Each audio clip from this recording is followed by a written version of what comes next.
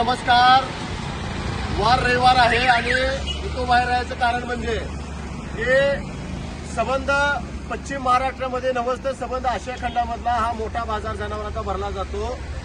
त्या सांगोल्याचं ज्या बाजारानं नावलौकिक आशिया खंडाच्या पार केलं तो हा जनावरांचा बाजार या कृषी उत्पन्न बाजार समिती सांगोला मुख्य मार्केटच्या आतमध्ये जे ग्राउंड आहे त्या ग्राउंडमध्ये हा जनावरांचा बाजार भरला जातो. मागल्या रविवारी आपण सांगितलं होतं, मागल्या रविवारी एक आपण आवाज उठवायचा प्रयत्न केला होता. तो आवाज असा होता की ज्या स्वर्गीय आमदार डॉक्टर गणपतराव देशमुख साहेबांनी सलग 11 वर्ष या तालुक्याचा राज्यकारभार केला, या राज्याचा राज्यकारभार केला तर म्हणलं तर काही अवघड ठरणार नाही. संबंध 55 वर्षाच्या काळामध्ये ज्या स्वर्गीय आबासाहेबांनी मात्र ही कृषी उत्पन्न बाजार समिती तळ हाताच्या फोडाप्रमाणे जपली, तिचं नावलौकिक मोठं केलं. या बाजार समितीची जागा स्वर्गीय आमदार साहेबांनी तालुक्याचा विकास व्हावा म्हणून जी जागा आरक्षित केली, या जनावरांच्या बाजारासाठी आरक्षित केली असेल तर मग यामध्ये यात्रा भरते. या आरक्षित जागेमध्ये भरपूर उत्पन्न या कृषी उत्पन्न बाजार समितीला मिळतं. परंतु आबासाहेबांच्या नंतर मात्र ही बाजार समिती हा राहिलेली नाही, हा दरोडा समिती झालेली आहे असं म्हणलं तर अवघड ठरणार नाही. मी वारंवार तर मांडणारच आहे, परंतु मागल्या रविवारी सुद्धा म्हटलं होतं की 5 रुपयाच्या 10 रुपयाच्या 20 रुपयाच्या पावतीसाठी तब्बल 100, 200, 300 रुपये घेतले जात आहेत. आजचा अनुभव आलेला आहे. एका वाहनामध्ये जर 8 जनावर असतील तर ह्यांचा एक दरोडेखोर पुढा आहे, 3 जनावरांचे पावत्या केस करतो आणि बाकीच्या जनावरांचे पैसे पुढे घेतले जातात. ही यांची दरोडेखोरी टोळी ही तयार राहिलेली आहे. यांच्यावरती बोलायला कोण तयार नाही म्हणून हा आसूड ओढणं गरजेचं आहे. जो महात्मा फुलेंनी आसूड शेतकऱ्यासाठी ओढला तो आसूड मात्र त्या कृषी उत्पन्न बाजार समितीच्या माध्यमातून जर शेतकऱ्यावरती कोण दरोडे टाकत असेल तर त्या दरोडेखोरावरती हा आसूड मात्र ओढला जाणार आहे. त्याचे पुरावे आमचे मात्र हळूहळू गोळा होत आहेत.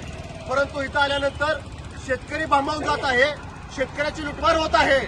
आम्ही आल्यानंतर मागल्या रविवारचं ह्या गेटच्या गडी त्या गेटला टाकलेत, त्या गेटच्या गडी ह्या गेटला टाकलेत. कारण आम्ही इथं आल्यानंतर कळणार आहे. त्यानंतर सुरळीत बाजार त्यांनी सुरळीत पावत्याचा व्यवहार त्यांनी चालू केला.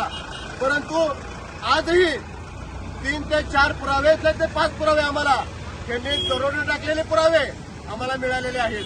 म्हणून हे किती दिवस चाललेलं आहे हे आमच्या एका शेतकरी बांधव आमच्याकडे तक्रार घेऊन आला म्हणून आमच्या निदर्शनासही बाब आलेले आहे. परंतु या कृषी उत्पन्न बाजार समितीच्या नावाखाली आरक्षित जागेवरती सुद्धा या संचालक मंडळातील कुणी दरोडे टाकलेला आहे. त्याची कागदोपत्री कायदेशीर लढाई आम्ही उभा करणार आहे. ही लढाई आम्ही मुंबई हायकोर्ट असेल, कोल्हापूर सर्किट बेंच असेल तिथपर्यंत आम्ही घेऊन जाणार आहोत. हा पुढला बाट आहे. परंतु शेतकऱ्यांच्या खिशावरती दर रविवारी तुम्ही शेतकऱ्यांच्या खिशावरती हात घालून डोळ्यामध्ये चटणी टाकून की त्याच्या पावतीच्या नावाखाली जर तुम्ही दरोडा टाकत असाल तर शेतकरी भावांनो, हा तुमच्यावरती पडणारा दरोडा आमचं स्वार्थ काही नाही याच्यामध्ये. आम्ही कोंबडी सुद्धा पाळणारी पोरं नाही, परंतु तुमच्यावरती पडणारा दरोडा जो आहे तो दरोडा आणि हे दरोडेखोर मात्र ह्याच्यात गोष्ट करायची आहे. त्या पावतीच्या नावाखाली हणणारा मलिदा हा समाधान नावाचा माणूस आहे. त्याचं समाधान होत नाही का? त्याचं कमांड नाही का? त्याला विचारायचं आहे. म्हणून समाधान आजपर्यंत भरपूर हलून समाधान झालं असेल, आता मात्र तुमचं समाधान होऊ देणार नाही.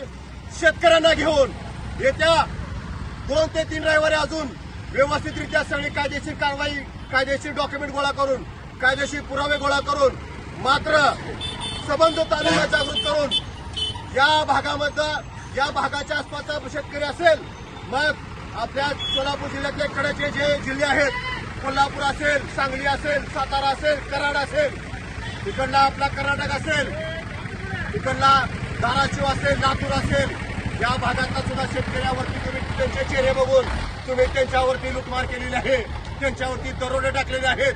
परंतु त्यांच्या मागं या तालुक्यातला एक भूमिपुत्र म्हणून आणि शेतकऱ्याच्या बाजूने न्याय देण्यासाठी म्हणून केवळ आणि केवळ फक्त शेतकऱ्यांवर तुम्ही टाकत असलेला दरोडा या उद्ध्वस्त करण्यासाठी मात्र आम्ही शेतकऱ्याच्या बाजूने उभा राहत आहोत.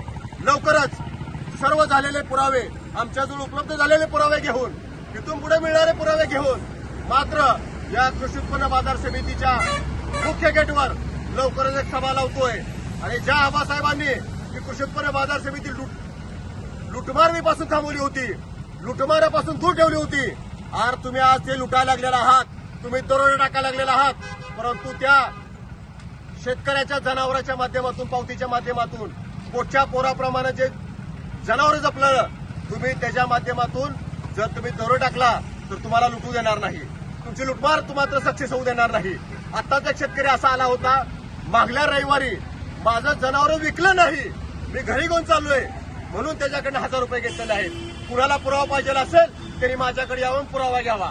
मला काय लोक म्हणत असतील काय स्वार्थ आहे, काय स्वार्थ नाही. फक्त जगाचा बाप खरा शेतकरी आहे, संविधानाचा बाप हा बाबासाहेब आंबेडकर आहे, तसा जगाचा पोशिंदा सुद्धा हा बाप शेतकरी आहे.